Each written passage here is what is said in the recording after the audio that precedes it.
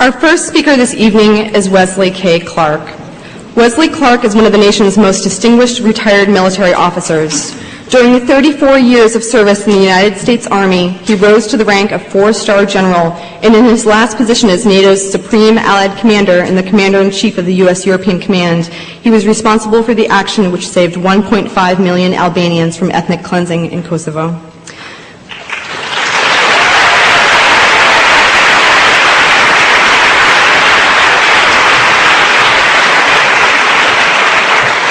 After spending 3 years in the private sector, he answered the call from 70,000 Americans to stand as a Democratic candidate for the President of the United States, where his campaign won nationwide acclaim and won the state of Oklahoma before he returned to the private sector in February of 2004. Please join me in welcoming General Wesley Clark.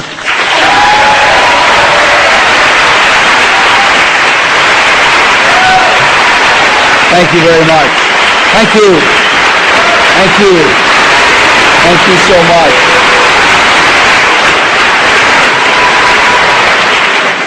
Thank you very much. It is truly an honor to be here in this historic city at this time with two great leaders from our government, from our Senate, Senator Byrd, Senator Kennedy, to talk about Senator Byrd's book. It's entitled Losing America. And when I read it, I was captivated, and I had to come and ask for permission to speak, Senator. We're at a unique time in American history, and we've all come here by different routes. For myself, I went to West Point as a young man. I wanted to serve my country in uniform, and I remember entering in July of 1962, and General Douglas MacArthur had just given a speech to the Corps of Cadets. It was his last spoken set of remarks to a group, and he bade farewell to the Corps. He addressed at lunch, and we had one cadet who had the presence of mind to have a tape recorder, and we've all studied it and read it. It was a moving address, and in it, he warned the cadets. He said, "Yours is not the challenge of the great issues that divide men and women. Yours is not to reason through the political problems. Yours as cadets, as military officers, is to heed the call of the nation. Be true to the code, duty, honor, country. Be loyal and support the Commander-in-Chief. And it's the code I lived by. And it's the code the men and women who are serving in uniform today live by. And it's the code that our men and women fighting in Iraq and Afghanistan are living by.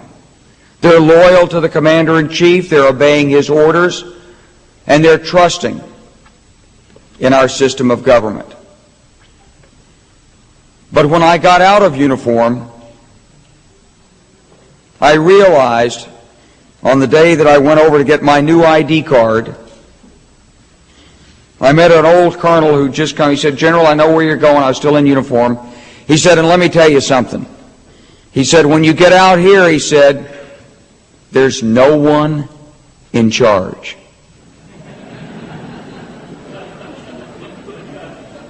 And I know what he means.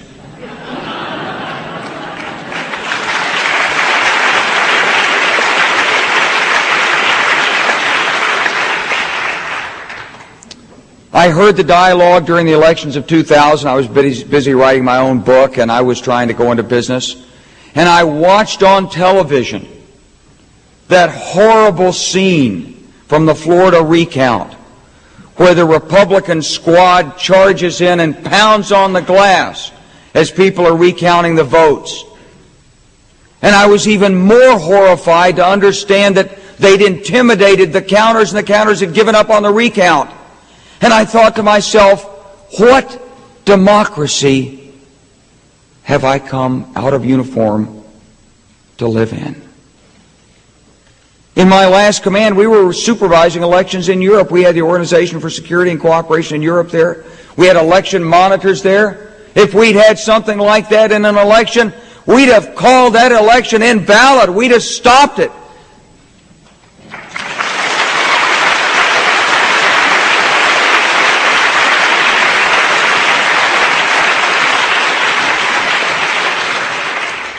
I'm here to give testimony to Senator Byrd because he's written a book that is vitally important for our country.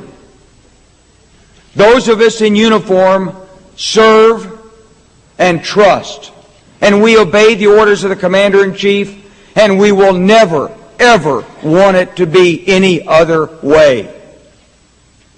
But those of us not in uniform are responsible for the Commander-in-Chief, for the orders he gives, the administration he appoints. And we have a system of government of checks and balances. And we live in a democracy.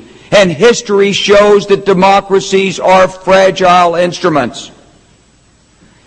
They endure only so long as the strength of the citizenry demands that the practices and procedures be enforced. And I thank the good Lord that in this country we've got two senators of the characters of Senator Robert Byrd and Senator Ted Kennedy that people who serve in uniform can trust and believe in, will uphold the United States Constitution, do their duties to this country, and protect those of us who did serve in uniform. And I thank you for that.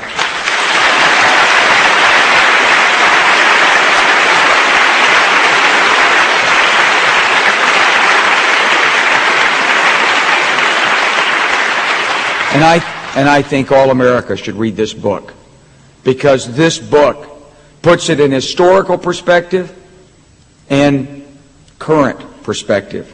And it is a signal warning to all of us who love this land of liberty that if we don't fight every day to protect it, if we don't think every day about the values that inspire it, if we don't hold every day to the principles that guide us, we will lose the liberty that we cherish in this country, and that those of us in uniform fought, served, and sacrificed to protect. At this Democratic Convention, we're here to stand up for those principles, and we're here to honor the men and women who serve in our country to protect those principles. I'm here to honor Senator Byrd and to thank you, sir, for your service, for the duty you've given in the United States Senate, and especially for the duty you've given in writing this book that warns us what we must do.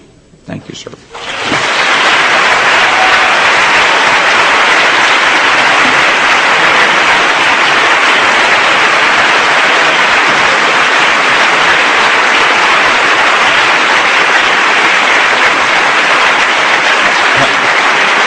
Okay.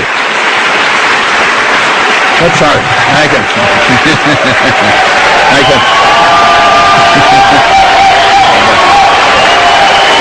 Thank you. Thank you very much. Thank you. Thank you very much, and thank you, General Clark, for really the service that you have provided for our country and for your eloquence and your passion.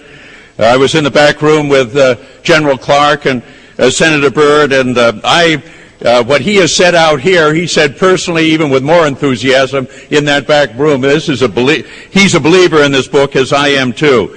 But most importantly, I was on the Armed Services Committee when General Clark came down and testified about what a mistake it would be if we went into Iraq. He did that before the Iraqi war, and if this country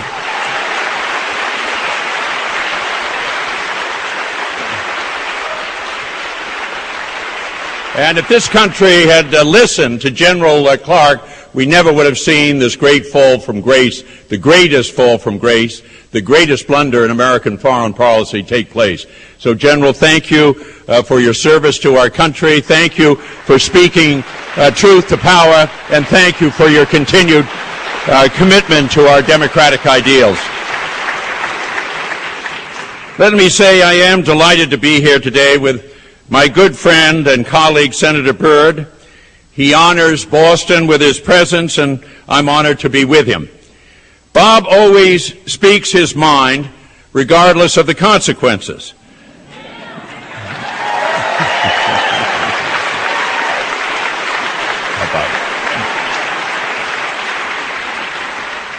Sometimes I say, Bob, aren't you afraid this might hurt you back home?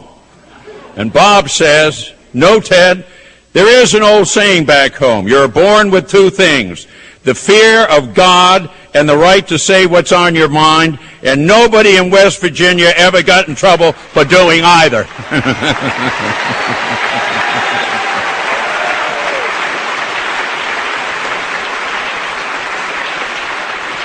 He is the only man I've encountered in public life who I can imagine not only signing the Declaration of Independence, I can picture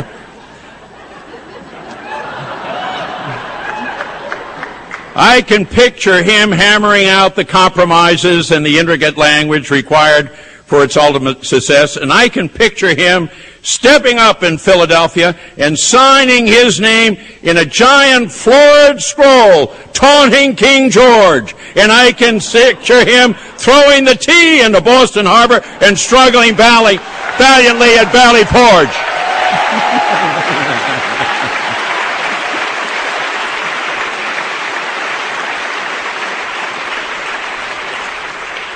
We've served a lot of years together, but who's counting? We're both going to keep at it till we get the hang of it.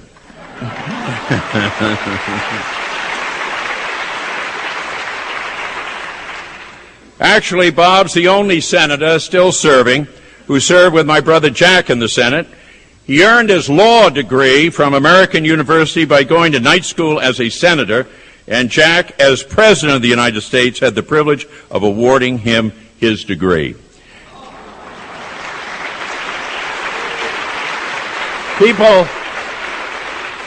People say when someone speaks their mind, they tell it like it is. With Bob Byrd's sense of history and his unique perspective on the important issues which face us today, Bob not only tells it like it is, he tells it like it once was, and most importantly, he tells it like it should be.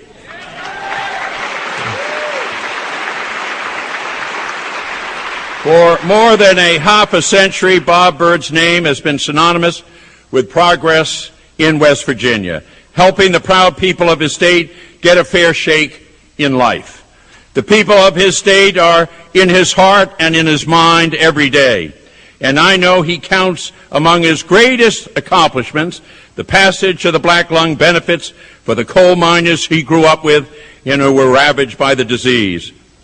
No one in the history of the Senate has defended the constitutional role of the Senate more vigorously. Year in and year out, he insists that the Senate live up to its responsibility to be a check against unwise actions by both the House of Representatives and the President, and never, never, never be a rubber stamp for the White House.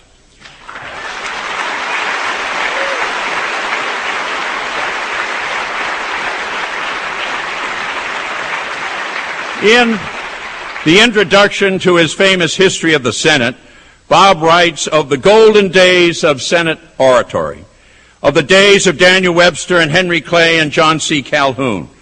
You can almost hear them again when Bob takes the floor to give one of his famous speeches.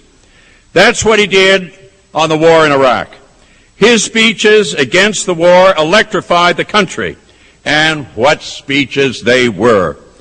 Opposing the march to war, days before the Senate was to vote on the Iraq resolution, he referred to the values embodied in our Constitution, and he said, those values do not include striking first at other countries, at other nations. Those values do not include using our position as the most formidable nation in the world to bully and intimidate nations.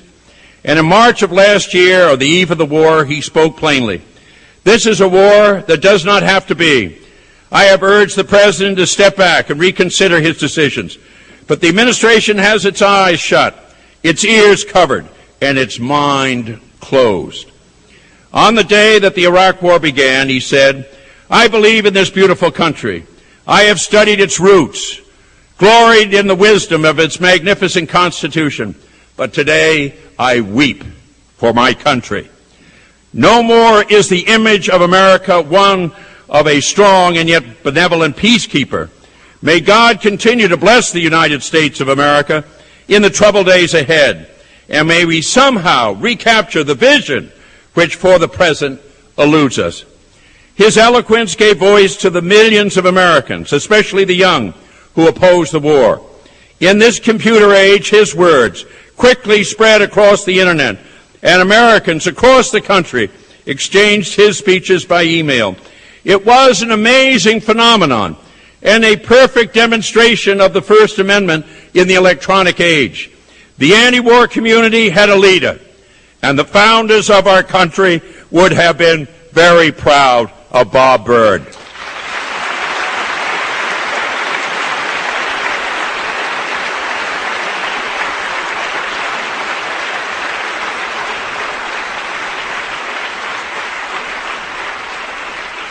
That's what Bob's new book is all about, Losing America. He tackles the important issues before us, the dangerous for us or against us approach of an administration that labels any dissent unpatriotic, the ominous and the unjustifiable assault on civil liberties as part of the war on terrorism, the excessive concentration of power in the office of the president because too many in Congress are too timid to say no and be the check and balance they're supposed to be.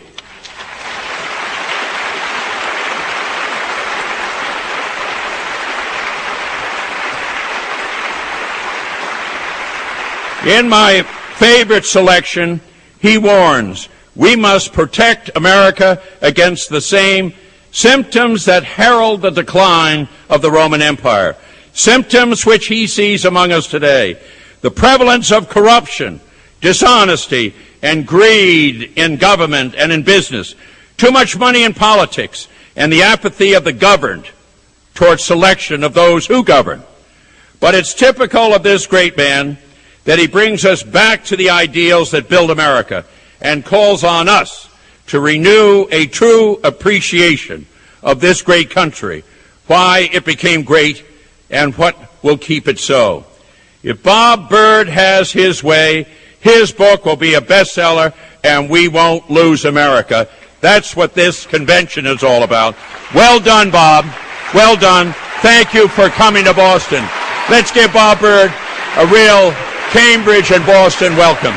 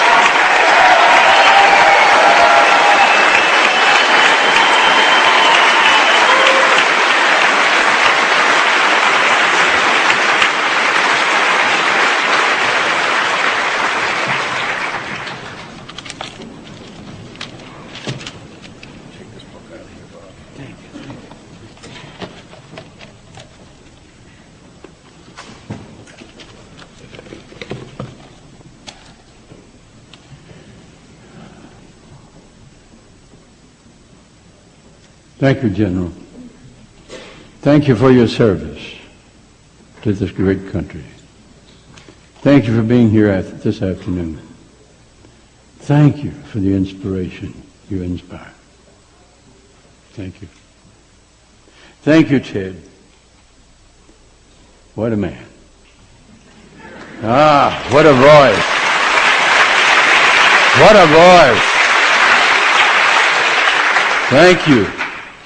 Thank you for the glory that we have shared in serving our country. Thank you so much. Thank you out of the bottom of my heart. And thank all of you for coming here this afternoon. Thank you. I saw them tearing a building down. A group of men in a busy town. With a ho-hi-ho and a lusty yell, they swung a beam, and the side wall fell. I said to the foreman, "Are these men skilled? The type you'd hire if you had to build?" He laughed, and then he said, "No, indeed, just common labor is all I need. I can easily wreck in a day or two that which takes builders years to do." I said to myself as I walked away, which of these roles am I going to play? Am I building my life by the rule and square, patiently building the best I can? Or am I a wrecker who walks the town content with the labor of tearing down? That's what it's all about. That's what it's all about. We must defeat those who would tear this republic down. Those who would undermine the Constitution. We must defeat those who would undermine the Constitution of the United States. Praise God. Yea, God save the Constitution. Well, how humbling it is to be here with you this afternoon. To see each of you and to hear the kind words of these fine men. I have deep and abiding respect for each of these men. Thank you again. Thank you. Thank you. I'm proud to call them my friends. Let me especially thank Senator Ted Kennedy. He has long been my friend. His ideals are as strong as the mighty mountains in West Virginia that will never crumble into dust. I thank him for welcoming me to his fine city. We will soon mark the 3rd anniversary of the terrible tragedy that struck this nation on September 11, 2001. 3 years ago, it seems like yesterday, we can close our eyes and see those tall towers as they stood. We can hear the voices that have been stilled. I pray for those souls, and I pray for this country. 3 years ago, I didn't dream of writing this book. But in the days that have passed since that fateful fall morning, more than our soldiers have fallen under attack. The foundations of our government have suffered. The liberties enshrined in the Constitution of the United States have been besieged by a presidency that is bent on a ruthless pursuit of power. A president that sees himself above the law. A presidency that sees itself. A presidency that relies on secrecy and manipulation in order to advance its own partisan agenda. It is the Constitution of the United States that has been undermined, undercut, and is under attack. It is the American people's liberties that are in jeopardy. That is why I wrote Losing America.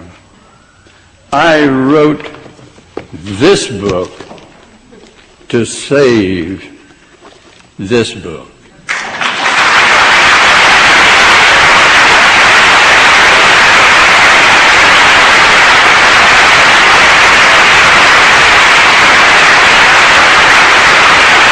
God save the Constitution of the United States.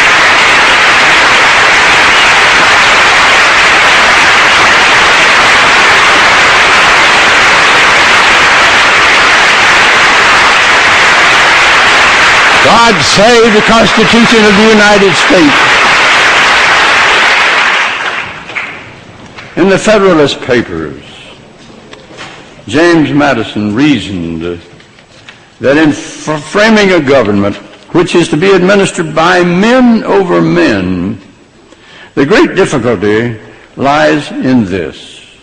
You must first enable the government to control the governed, and in the next place, oblige it to control itself. Accordingly, Madison and the other framers of the Constitution divided power so that no one person or branch of government could gain complete advantage. As Madison explained it, ambition must be made to counteract ambition. That is why the framers viewed the separation of powers with such importance. No single man, no single branch of government was to be given absolute power. No single man was to have sole authority to decide the fate of the nation. Oh, how different today. The separation of powers and the checks and balances in the Constitution are the ultimate guarantors of the liberties of the people. It was the separation of powers upon which the framers placed their hopes for the preservation of the people's liberties.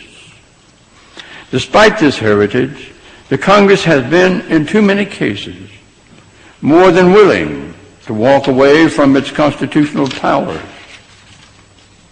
We have turned a blind eye to the Bush administration's ruthless pursuit of power.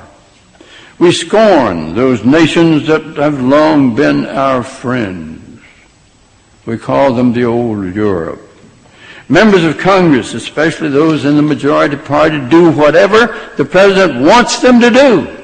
What has happened to the courage of men? God give us men. If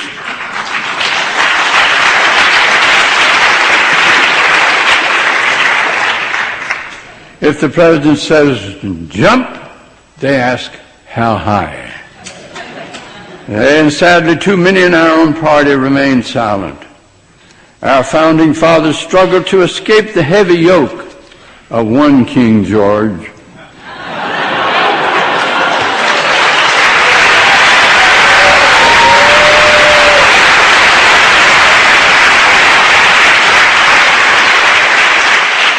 We must not submit to the dictates of another. As Brutus said to Cicero, when Cicero was attempting to toady up to Antony, our ancestors would have scorned even a gentle master. We are at a dangerous time in our republic. The Constitution, the very foundation of this great country, is under attack by a presidency that is bent upon secrecy, that has to be dragged kicking and screaming to answer questions, and that follows a path of utter recklessness. Its policies have changed the face of America around the globe from that of a giant peacemaker to that of a schoolyard bully. People who once declared strong allegiance with America now question our purpose. That is not America. I have been in Congress for more than a half-century. I have lived through times of fear and times of hope, of despair and of achievement. I have seen our government at its best. But today I fear that we see our government at its worst. I have never seen such extreme partisanship, such bitter partisanship, such forgetfulness of the faith of our fathers and of the Constitution. I say enough is enough. We cannot sit silently by and witness the dimming of freedom's flame.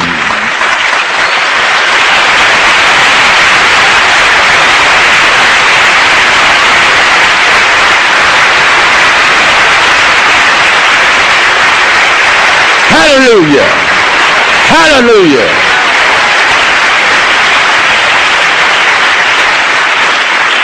Make way for liberty. Let me say once again, we cannot sit silently by. And Ted Kennedy and I haven't sat silently. We're not going to sit silently.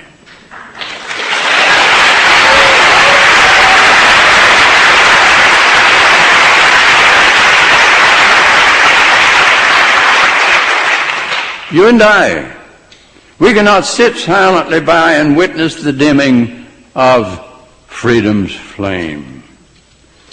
To the American people, I say, awaken to what is happening. It is the duty of each citizen to be vigilant, to protect liberty, to speak out, lest the right to disagree will be trampled underfoot by misguided zealotry and extreme partisanship. And so at a time when dissent is dismissed as being unpatriotic, when one's beliefs are subject to ridicule or investigation, the strength of the individual is all the more important. If the individual's voice is drowned out, if the spirit is extinguished, and the fire of freedom dies, then who, tell me who, shall be left to carry on the legacy of this republic? We can turn the tide. You and I and Ted Kennedy and General Clark and others like them can turn the tide. We can turn the tide, for the individual mind remains an unassailable force. The individual voice can inspire others to act. A single act of bravery can lead an army against great odds. The strength of a single individual can give hope to the hopeless, voice to the voiceless, power to the powerless. And the precious light of liberty will once again turn brightly. Thank you, my fellow Americans. I have seen America today, and I shall not forget you. There is an inscription on a statue in Atlanta, Georgia, dedicated to the memory of the late Benjamin Hill, United States Senator from the state of Georgia, who saves his country, saves himself, saves all things, and all things do bless him. Who lets his country die, lets all things die, dies himself ignobly, and all things dying curse him. My fellow Americans, we have work to do. Let's work to save our country. Thank you.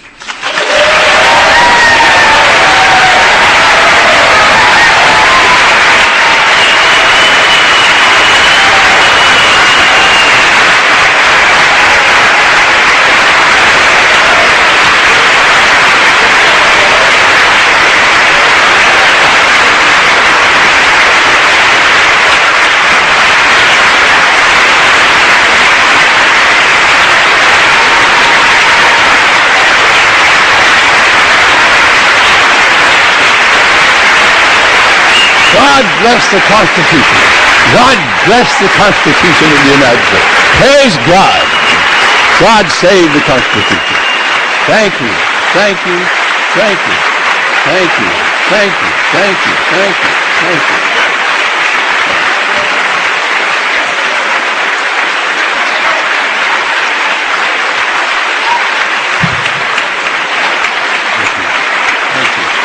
Thank you. Thank you. Thank you. Thank you. Thank you.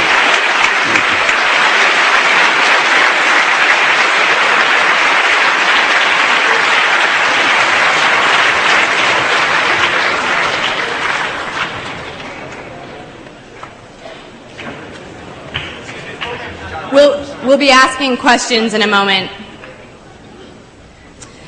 If you haven't yet handed in your question on a note card, someone will be walking down the aisles collecting them now. And if everyone could be seated, then we can begin our question and answer part of the session.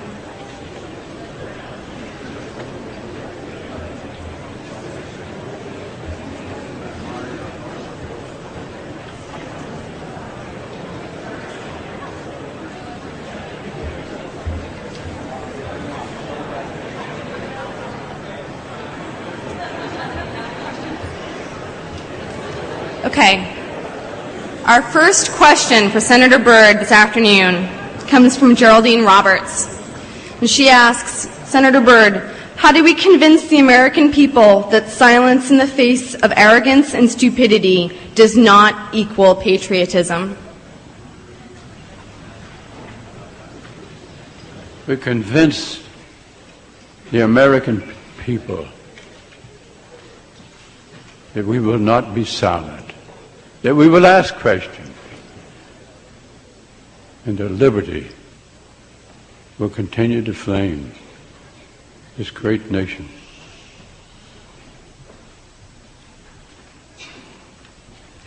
Our second question. We see how power can be so easily abused, as with Bush. What protections are in place to ensure that this does not happen again? How can we trust the government ever again? The Constitution will protect us. The Constitution will make sure that our liberties will not be lost.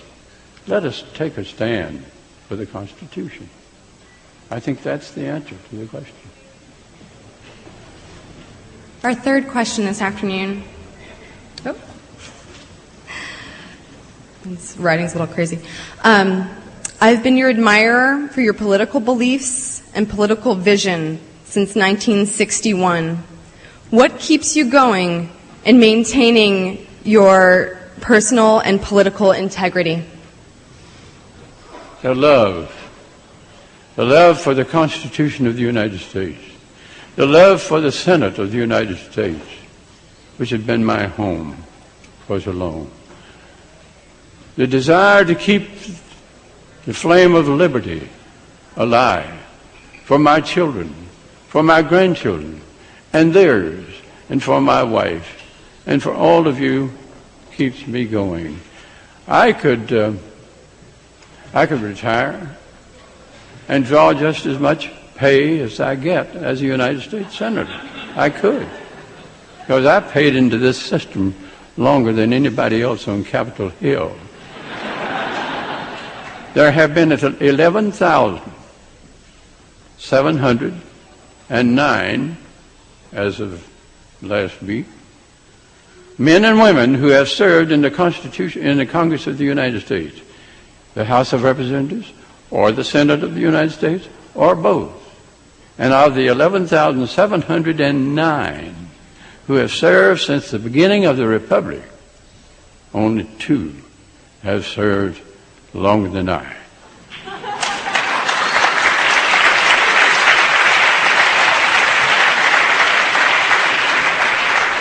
So why do I continue to serve? Why do I continue to serve?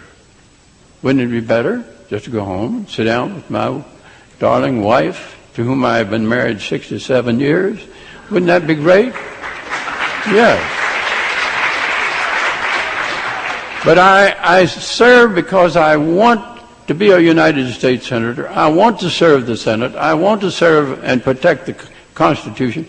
And I want to do everything I can to send this outfit in the White House back to Crawford, Texas,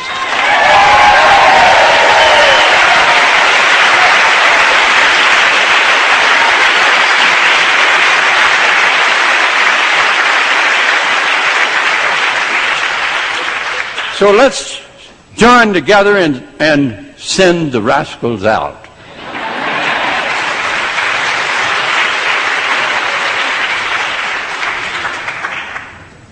Senator Byrd, you seem to be the only member of Congress who truly understands and values our Constitution and the Founding Fathers' contributions. My question is, where have all the statesmen gone? Well, that's a good question. Never before has this country needed men and women who would stand up against a power-grasping administration, a power-grasping White House that works in secrecy, that seeks to bring everything into the White House. Never before. The American people must be aroused and you can help to arouse them. Let's work together to save our country.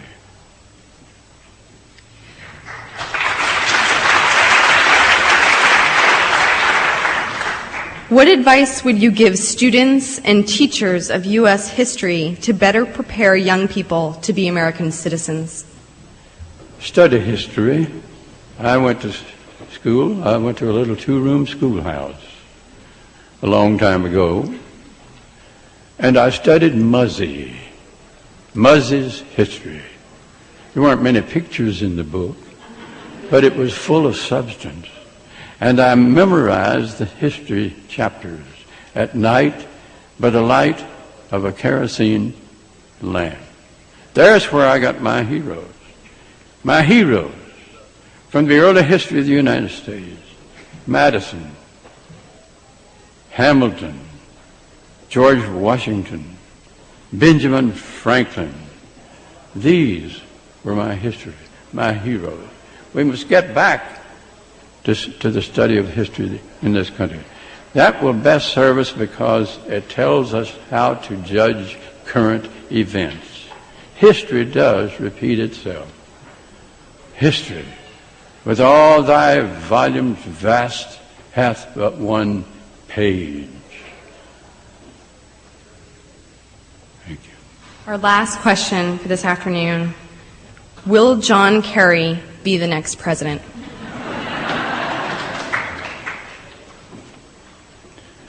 John Kerry has to be the next president.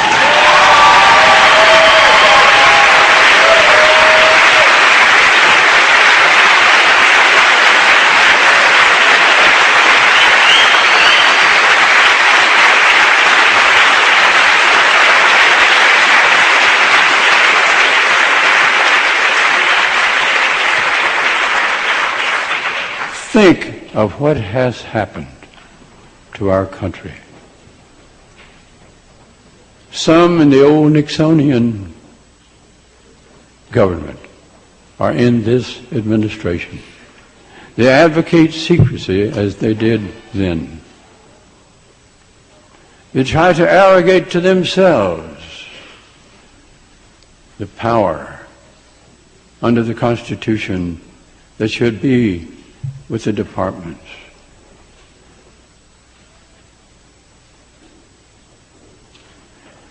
The image of the United States around the world has been dimmed. And as I said earlier, the image of an Uncle Sam that was a peacemaker no longer is the image. The image now is of a schoolyard bully. We've got to change that. The other countries of the world will not have confidence in this administration. For the world to have confidence in the United States again, the world must see a new face. And that new face is John Kerry. He will listen. And he will work with the common people, like my people in West Virginia. He'll have a fresh face. Then once again can the people believe in the United States of America. So God help us if we don't elect John Kerry, and if we have 4 more years of this power-grabbing, secretive administration.